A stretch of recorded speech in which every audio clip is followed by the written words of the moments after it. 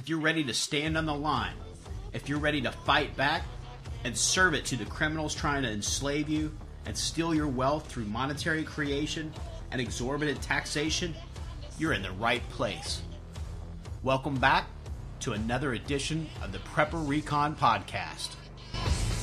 I've personally been buying gold and silver from JM Bullion for over 2 years. They offer the best prices over spot that I can find, and I've never had a problem with an order. If you're looking to trade in some of your fiat paper for real money, check out jmbullion.com today.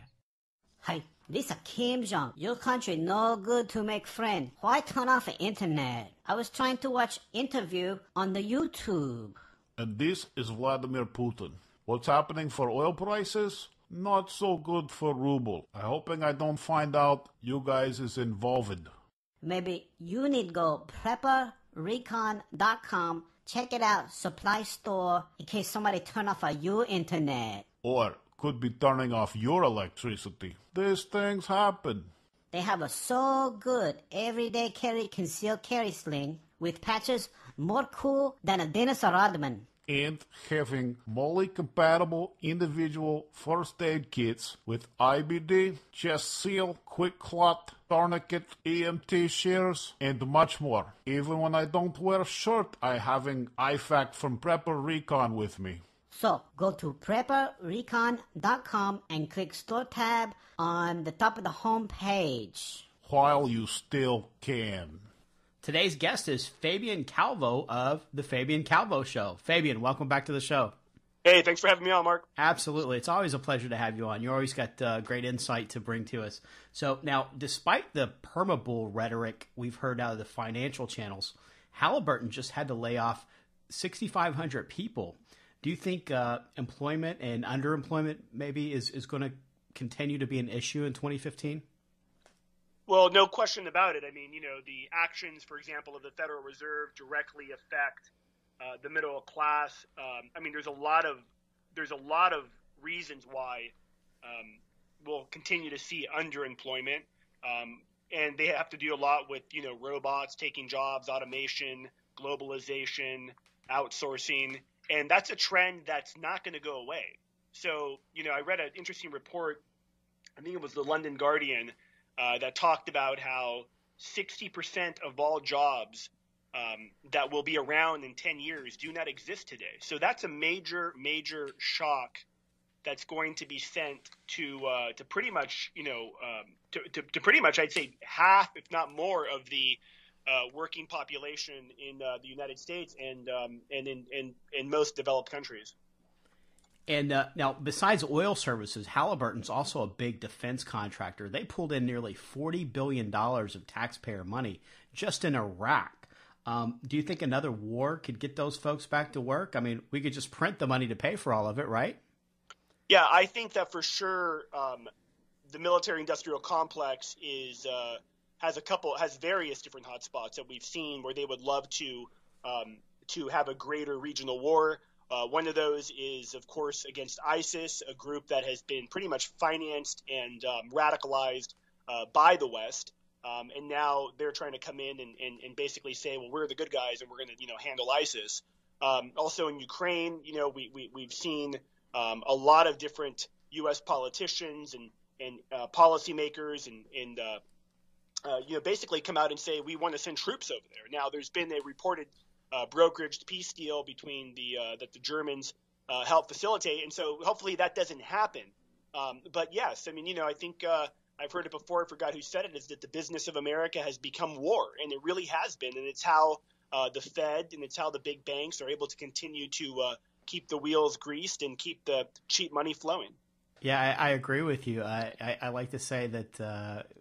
A lot of folks will say that the dollar's not backed by gold anymore, and it's just a fiat currency, and it's not backed by anything. And I say, well, I think it's backed by lead.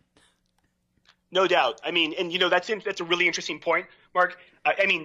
Technically, there's no commodity backing it, but it is backed currently by the U.S. military, and that's a trait that every world reserve currency has had. If we go back and we look at England, who had the world reserve currency for a couple hundred years, they had the biggest, most powerful navy in the world, so they can back it up. Today, the U.S. can back it up. I mean, we have a very strong military. There's no question about it. In spite of Obama purging the military and getting rid of top military brass, that was that really, I think, wanted to uphold their duty to serve and protect the Constitution of the United States. But with that said, not everything lasts forever, and we live in a world today where it's not so much about tanks and bombs and bullets. There's cyber warfare, and there's all kinds of other things that can be used in the war today in a kind of warfare tactical sense. Yeah, and Obama just announced today that he's got a bill to help deal with veteran suicides, which, it's something like 22, 23 vets a day are killing themselves from the after effects of PTSD. And I'm hoping that maybe this bill will just, not get us involved in so many foreign wars where we really don't have any in business. Maybe that would be a great way to deal with veteran suicides. Yeah, no question about it. I mean, it's interesting you say that because I saw recently the American Sniper movie, and I couldn't, throughout the whole entire movie, I couldn't help not say to myself, all of this could have been avoided. And all the PST, all these troops, and same thing with Afghanistan. And, what the good thing that I find in that, if any good could come from it, is, for example, my brother-in-law who served 3 tours in Iraq, he routinely will tell me, and he stayed close to people in the military and all the other guys that are out now, and he's routinely told me, Mark, that all of them know that they were lied to. They wouldn't have gone if circumstances repeated themselves. And I think, there is that kind of awakening that, unfortunately, the men and women in the U.S. military, which, I put it all on the line to defend America, aren't necessarily defending America. It's not like we're being invaded here. Instead, what they're doing is that they are defending the interests of big Wall Street banks throughout, by being in places like the Middle East. And I think that if I was an 18-year-old kid right now wanting to serve my country, I think I'd be very, very hard pressed to go sign up for the military.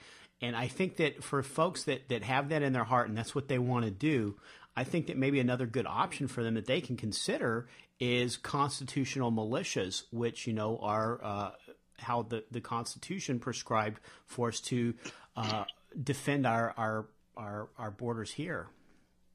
Yeah. One of the things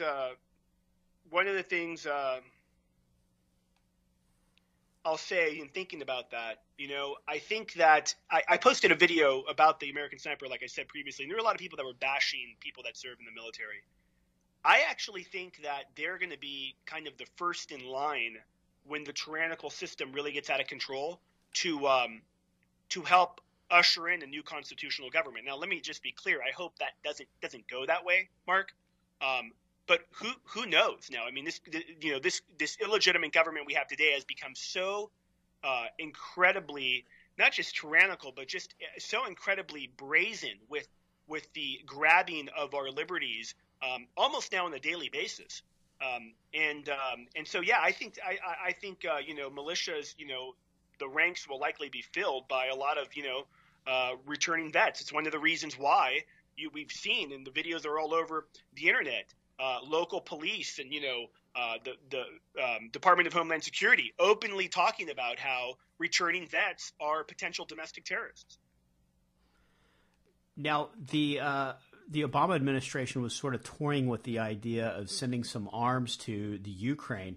Do you think that would have been a good way to spend some money that we could never pay back and stick our nose where it doesn't belong? And are there some new developments in Ukraine right now? Yeah, so I mentioned earlier that it's really interesting to see how Obama how basically Putin beat Obama and beat a lot of the Western powers that wanted to try to bully Russia into basically not exercising any influence over eastern Ukraine, an area that pretty much identifies with Russia. And also the fact that we, as many of your listeners know, Mark, we had George Soros and others like him fund this coup in Ukraine to install basically a Western puppet government. Now, of course, Russia's upset about that, and of course, they're going to try to defend their national interest. I mean, America would do the same thing and does the same exact thing. So what's interesting now with this peace deal, if it goes through, it appears that it's going to, and it starts on Sunday, is that the Germans and the French brokered it, and Putin, in essence, gets to continue to control, for lack of a better word. I mean, really, that's what it comes down to: eastern Ukraine and all the mining and all the natural gas that's in that region. That's one of the big reasons this was being fought. It was really definitely a resource war, and pretty much the West, acknowledging, I think, Putin was right. And I think what's going to soon follow is that these same countries are going to drop all their sanctions against Russia. So at the end, Russia annexed Crimea. They've now pretty much exercised their influence over eastern Ukraine, and they pretty much have won. And I think that's a big win for them because it shows the weakening. And I don't like this as being an American, but it's just the truth, and it's been the bundled foreign policy for the last 20 years, how America's influence around the world is being diminished. Yeah. Now, to switch gears for a second, unlike monetary policy, the mainstream media has been doing a really good job of covering Brian Williams. Now, since they're doing such a good job on that, I don't want to spend too much time there, but I have to ask you, do you think he was caught up in a culture that's dedicated to misinformation? We know from former CIA Director William Colby's testimony in the 1975 church hearings that the CIA actively manipulates the media. It dates back to Project Mockingbird, which began in the 1950s. So they've had 65 years to perfect the art of misinformation, right? No question about it. And this, I'm glad you mentioned Operation Mockingbird, because it is, we see it through films like American Sniper. We see it all the time on TV, mainstream shows, what have you. And we also see it, of course, in print media as well. That doesn't, I remember when the whole Ukraine thing, going back to that, was going on, no one, not New York Times, LA Times, no one was talking about how basically this was a staged coup by the West, and no one was approaching it from the objective point of, if this went down in Mexico, the U.S. would have acted just like Russia acted. And so it's also just twisted facts, twisted logics. We know that the current White House has a lot of influence over the media, as did the Bush administration. And, unfortunately, Mark, the new media is shows like yours and people on the internet. And I think that's definitely going to continue to grow unless they shut down the internet. Sure, and they could do that if they wanted to, because that they certainly censor it in China, and it wouldn't. They've got the technology to censor anything they want. So it's important to get the message out to as many people as possible while we still can, while we have that little bit of freedom left. And we've certainly heard some rumors out of the Obama administration as well that they're looking to put the clamps down on the internet. Now I want to switch over to economics, because you're just a wealth of knowledge when it comes to macroeconomic issues. So we definitely want to get you to weigh in on some of this. Now, we've seen some drastic swings in the currency markets in the past few months. The ruble's been up 30% in one day.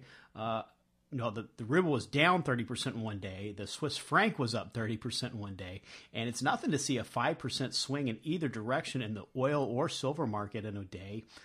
Is all of this instability due to money printing to fund the warfare and the welfare state? Without a doubt. Really, actually, the money printing, for example, we're seeing from the European Central Bank, from the Bank of Japan, it's kind of like this revolving door, right? So the Fed claims they've stopped the money printing. They really haven't, but they've masked it pretty well. So that's why we see the dollar going up, because we also see the euro going down, the Japanese on, I think, QE number 9.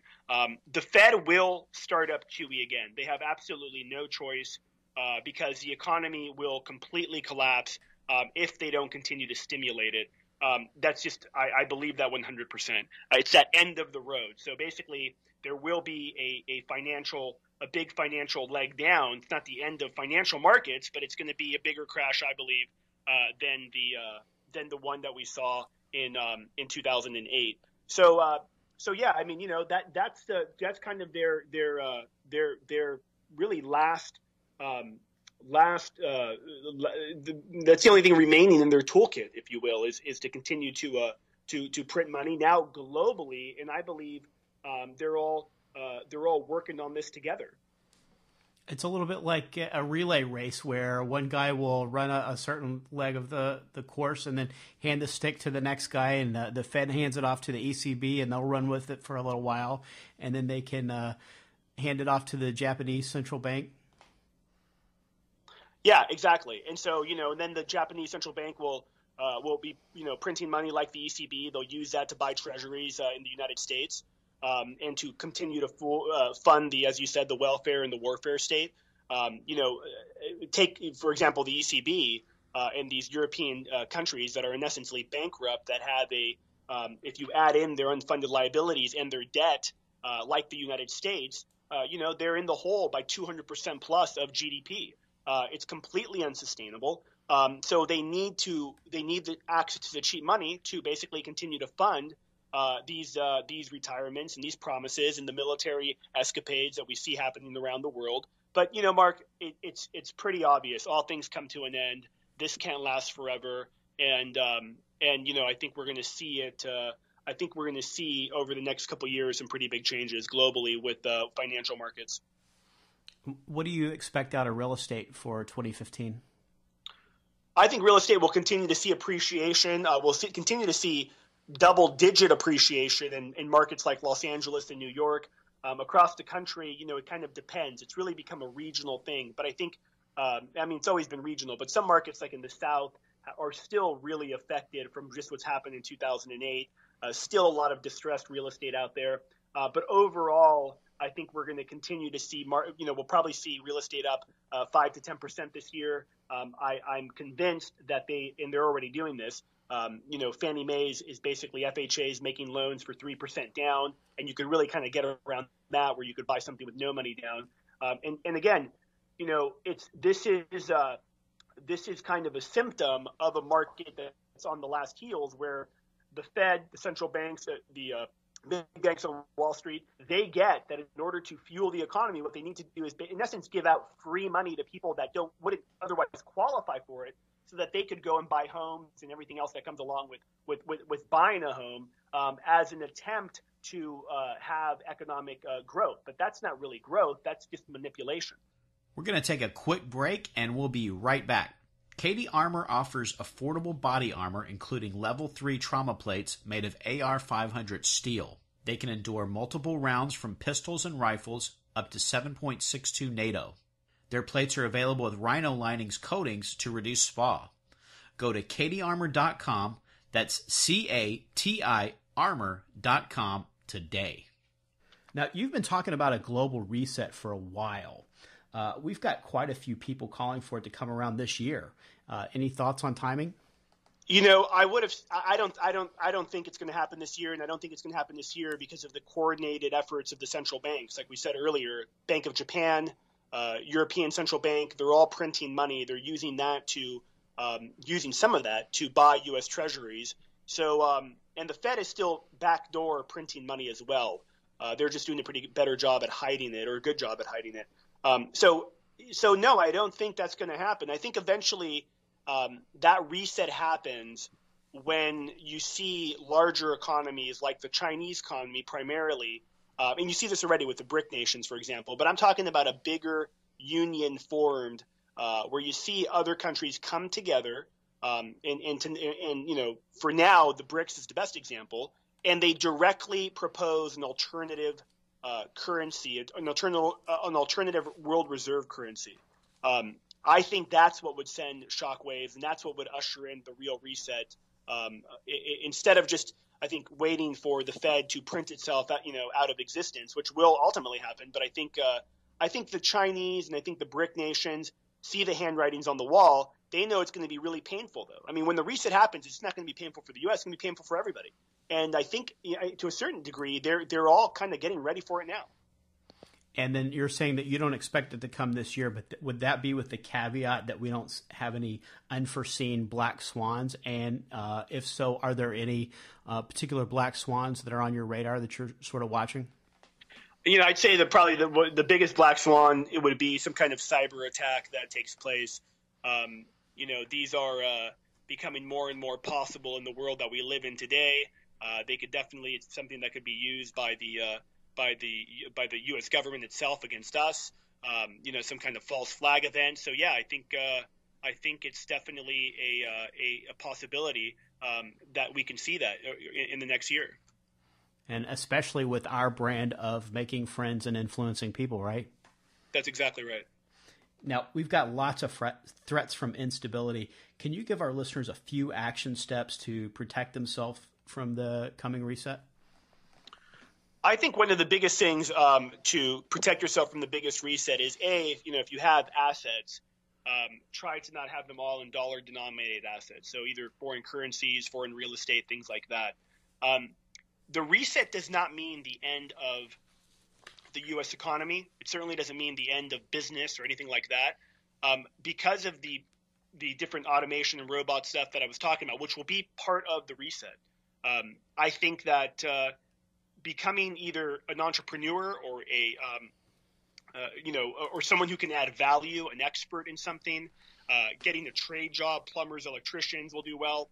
I think that's how people need to start thinking. I mean, the way the world's worked, at least in America for the last 10 to 20 years, is going to radically change. And so it's time to prepare for that now. So it's above really, Mark, I think, food storage, gold, and guns, of which I have all the above. But I think it's more so of how can I create a lifestyle where I'm self-reliant. And I'd not only add to the self-reliance part, I'd add financially independent, where regardless of my job or if I can't get a job or whatever, I can still have income to pay the bills. I think that's very, very important. And then do you have any tips for what we can do to keep our heads above water or actually maybe prosper on the other side of the reset? I think that if there was a, let's say, it depends on the sophistication of people listening. And what I mean by that is that, if people have traded stock options, for example, having stock options that go up when the Dow Jones goes down isn't a bad idea. You look at Russia and the ruble taking a big hit, buying Russian currency. So I think one of the things, I'd add to that, Mark, would be getting a financial education, knowing what's really going on. For example, the asset class that I like is real estate. And I'll keep buying real estate and selling it, both now and both before and after the downfall of the market. But the bottom line is that, I think people need to work on getting a financial education, know what's really going on, and get out of just I work for 40 hours a week and then I make some money and I go spend it, because those are the ones that are going to get hurt the most. Because if we have another downturn, we're most likely going to see even higher unemployment levels. Is that right? That's exactly right. And if you're absolutely, and if you're able to sustain yourself on your own business, then you can always scale it down or do whatever you have to do to cut costs. But if it's your business, nobody can fire you but you. Is that right? That's exactly right. Now, you talk about all of this stuff on the Fabian Calvo Show. Where can folks go to hear that and keep learning? Yeah, so they can go on iTunes. They can find the Fabian Calvo app. They could also, on my YouTube channel, FabianForLiberty.com, all of my videos from my YouTube channel are posted at FabianForLiberty.com, and that's where they can get more information. Basically my updates on economics, entrepreneurship, geopolitics. And your book is on Amazon, and what is it? Yep. The Global Economic Reset is the title. You can just search under Fabian Calvo, and it'll come right up. All right, and you have links to that also on your website? Yes, I do. Fabian, it's always a pleasure. Thanks again for coming on the show. You bet, Mark. Thanks for doing what you do, and thanks for having me on. In the post-apocalyptic thriller, American Exit Strategy by best-selling author Mark Goodwin, America is on the cusp of financial annihilation. Matt and Karen Baer face the challenges of Main Street during a full-scale financial meltdown. Government borrowing and monetary creation have reached their limits. When funds are no longer available for government programs, widespread civil unrest erupts across the country, Matt and Karen are forced to move to a more remote location, and their level of preparedness is revealed as being much less adequate than they believed prior to the crisis.